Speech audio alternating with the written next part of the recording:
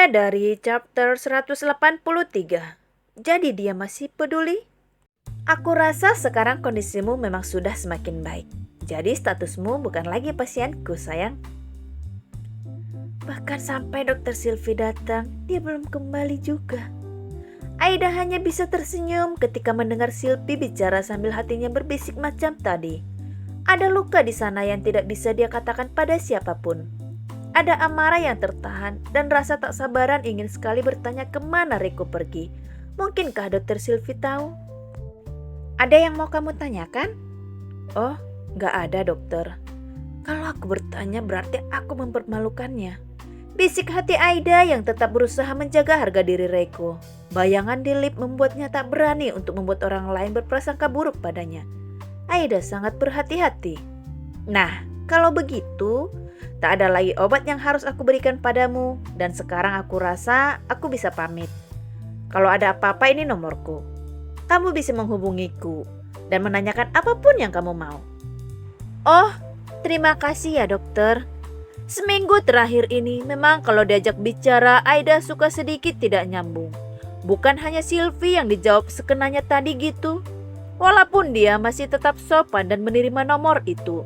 Pada housekeeping juga sama. Aida sekedar ramah basa-basi. Sepi rasa di dalam hatinya. Sesepi ruangan yang kini ditatapnya. Hanya dirinya sendiri di dalam apartemen.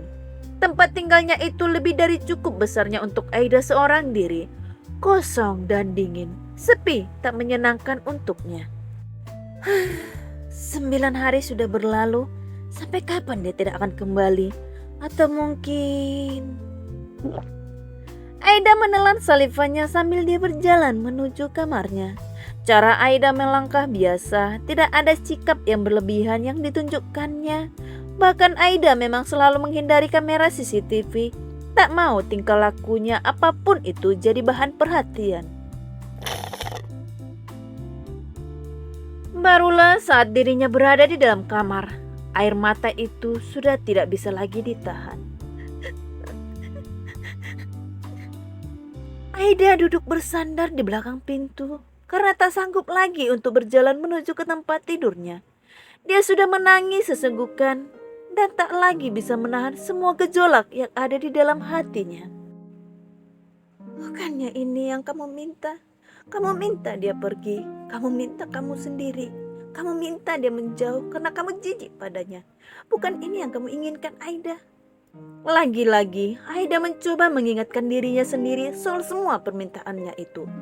Kata-kata yang terlontar di dapur itu memang tidak pernah bisa dilupakan oleh Aida juga. Bagaimana dia menumpahkan semua rasa dalam hatinya, mencoba untuk mengutarakan apa yang mengganjal. Tapi memang saat itu dirinya tidak memperhatikan detail bagaimana kondisi Reiko. Lalu, kenapa sekarang kamu harus menangisinya? Bukankah ini yang memang terbaik untukmu? Dengan cara begini, kamu bisa melupakannya. Dan mungkin dia tidak perlu kembali lagi sebulan lagi, 2 bulan lagi, bahkan kalau perlu 5 tahun lagi. Supaya saat kalian bertemu, hanya cukup mengurus tanda tangan surat perceraian dan kalian bisa berpisah. Dengan semua linangan air mata itu, Aida bicara sendiri. Inginnya sih Aida tak mengharap kalau dia akan bertemu dengan Reiko di pagi hari saat dirinya menyiapkan makanan. Mungkin dia akan mengira bahwa aku ini adalah orang bodoh karena sudah tidak ada siapa-siapa di sini, masih bangun jam segini untuk siapkan makanan. Tapi sikap dan perbuatannya masih seperti menginginkan kehadiran Reiko. Tidak, aku menyiapkan untuk diriku sendiri kok.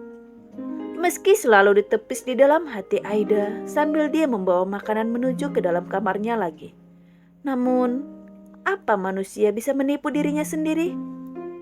Kenapa aku kangen keponya dia di dapur kalau aku sedang menyayangi bahan makanan? Aida tidak bisa melupakan kebiasaan itu. Ya, walaupun bibirnya mengatakan dirinya sudah tidak lagi menunggu Reiko. Tapi ternyata begini ya, hidup sendirian tanpa berkomunikasi dengan orang lain selama sebulan. Satu-satunya tempat Aida bisa berkomunikasi dan bicara dengan orang lain yaitu pada kurir yang selalu datang bergantian, karena tidak satu orang kurir saja yang mengantar. Tergantung siapa yang mendapat orderan. Namanya juga ojek online.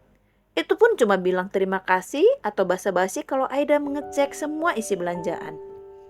Yang kedua, tentu saja housekeeping yang datang setiap hari untuk membersihkan apartemen itu. Aku udah kayak orang gila. Bicara sendiri, makan sendiri, ngobrol sendiri, kesel sendiri. Masih waras begini, inget hari, inget uang, inget lapar, inget aus, inget mandi, inget gunting kuku juga masih bagus. Yang membuat Aida ngedumel dan tersenyum sinis sambil mengguntingi kukunya tentu saja masih di dalam kamarnya. Hanya saja tidak di tempat tidur di lantai. Aida memberikan alas tisu untuk kuku-kukunya. Kau sengaja membiarkan aku sendirian di apartemen ini sebagai hukuman supaya aku menjadi gila, bukan? Tak ada teman berinteraksi dan tidak tahu mau keluar juga kemana. Ya, kau ingin membuatku gila. Aida menggerutu. Sengaja kau suruh housekeeping datang ke sini setiap hari untuk memperhatikan apakah aku sudah gila atau belum begitu? Dan sengaja kau menyuruh mereka ke sini supaya aku tidak lagi harus membersihkan kamarmu. Zih! Aida menggerutu dongkol. Tapi asal kau tahu ya, aku sangat bersyukur sekali. Karena ada housekeeping satu-satunya alasan aku tidak harus masuk ke dalam kamarmu lagi yang menjijikkan itu, yang membuatku selalu saja harus banyak-banyak beristighfar. Aku sama sekali tidak suka membersihkan tempat tidur pejina. Dan aku bukan orang yang seperti itu. Sekarang aku tidak lagi ada ikatan denganmu. Kenapa juga aku harus kepikiran tentang dirimu terus? Aida masih kesal, sangat kesal. Ini sudah 30 hari berlalu dari dirinya tidak melihat Reiko. Bukankah dia seharusnya tidak perlu memikirkannya lagi?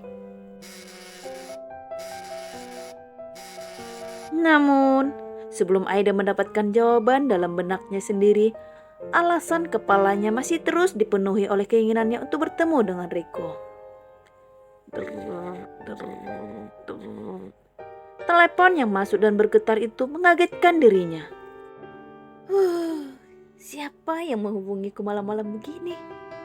Bisik hati Aida yang kini malas-malasan menggerakkan tangannya untuk mengambil benda pipih itu di nakas. Aduh, ibu mau bicara apa denganku? Aida berbisik di dalam hatinya ketika dia melihat nama yang tertera di handphonenya. Kalau ndak diangkat, nanti ibu pikir macam-macam, tapi kalau aku angkat, mudah-mudahan aku ndak nangis ya. Tak pernah sehari pun Aida habiskan waktunya di dalam kamar itu tanpa menangis.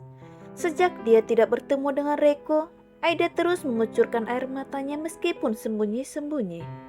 Sama seperti dirinya ketika ada perawat, Aida memang tidak terlihat menangis secara langsung. Tapi dari drama yang mereka tonton bersama itulah dia bisa mencurahkan semua rasanya. Apalagi sekarang dirinya tidak bisa bicara kecuali dengan dirinya sendiri, dan mungkin Tuhan yang mendengarnya kalau dirinya sedang beribadah. Tak ada yang tahu sesak dalam hati Aida kecuali benda-benda mati di dalam kamar itu, yang menjadi saksi bisu betapa sakit hatinya dan betapa kacau balau hidupnya selama sebulan ini terus menangis tak jelas di kamar. Assalamualaikum ibu. Namun Aida tidak mungkin tidak mengangkat teleponnya. Karena itu setelah menenangkan dirinya dan mencoba mengatur nafas juga suaranya, Aida memencet tombol hijau dan bicara di detik-detik terakhir dering itu berbunyi. Waalaikumsalam, bagaimana kabarmu? Jelas aku baik-baik aja ibu. Ya biasa. Ibu sama adik-adik gimana di sana? Aku yakin sekali, ibu pasti sangat bahagia. Dari suaranya aku dengar kalau ibu baik-baik saja. Dan alhamdulillah, setiap malam Aida selalu berdoa untuk keluarganya. Tentu saja dia merasa bersyukur kalau keluarganya dalam kondisi sehat walafiat dan tidak kurang satu hal pun. Itu adalah nikmat terbesar untuknya meskipun saat ini dirinya masih meronta dengan semua sakit dalam hatinya. Sakit karena kesalahan yang dibuatnya sendiri dan mengikuti hawa nafsu juga emosinya untuk marah-marah. Syukurlah kalau kamu baik-baik saja. Ibu nelpon ini ada beberapa hal yang ingin ibu sampaikan. Yang pertama, katakan pada suamimu terima kasih karena ibu sudah terima uang bulanannya. Dan sebetulnya tidak harus kirim setiap bulan. Yang kemarin itu juga belum habis. Paling ibu pakai cuma 2 juta. Tapi ini sudah dikirim lagi. Aku pikir kau sudah tidak peduli. Tapi ternyata kau masih peduli pada keluargaku. Sesak dalam hati Aida ketika mendengar ini. Ingin rasanya Aida menumpahkan semua emosinya karena tak jelas semua rasa dalam hatinya. Ada benci dengan orang yang baru saja disebut namanya oleh ibunya. Tapi ada satu lagi perasaan hangat ketika mengetahui bahwa pria itu masih memikirkan tentang keluarganya. Dalam kondisi ketidakjelasan ini, Aida pun berusaha untuk bicara, sekaligus mencari tahu sesuatu. Oh, Mas Reko telepon ibu.